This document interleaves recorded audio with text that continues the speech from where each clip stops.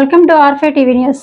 కార్తీక మాసోత్సవాల సందర్భంగా 4వ శుక్రవారం రోజున దేవస్థానం నందు కోటి దీపోత్సవం కాంతులతో గంగాధర మండపం వద్ద సాయంత్రం 6 గంటలకు ఈ కోటి దీపోత్సవం జరిగింది. సాయంత్రం 5 గంటలకు ప్రముఖ ఆధ్యాత్మిక ప్రవచనకర్త డాక్టర్ దివి హయగ్రీవాచార్యులు వారిచే కోటి దీపోత్సవ విశేషాలు వివరించబడింది.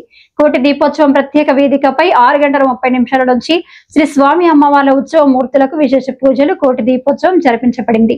శ్రీ స్వామి అమ్మవార్లకు దశహారతులుగా ఓంకారహారతి, నాగహారతి, త్రిశూలహారతి, నందిహారతి, సింహహారతి, సూర్యహారతి, చంద్రహారతి, కుంభహారతి, నక్షత్రహారతి, కర్పూరహారతి సమర్పించారు.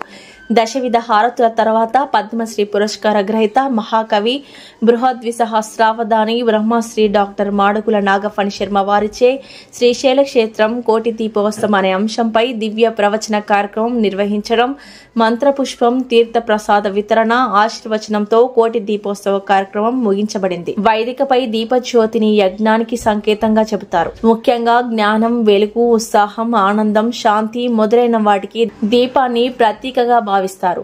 దీపారాధన వలన ఈ దివ్య గుణాలను పొందవచ్చునని కూడా చెప్పబడుతోంది. పరమేశ్వరునికి దివ్య జ్యోతిని సమర్పించడం వలన సకల శుభాలు కలుగుతాయని చెప్పబడుతోంది.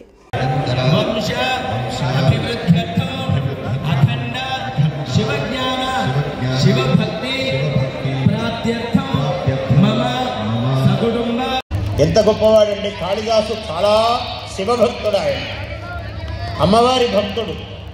నిరంతరము శివనామ జపము చూస్తూ ఆయన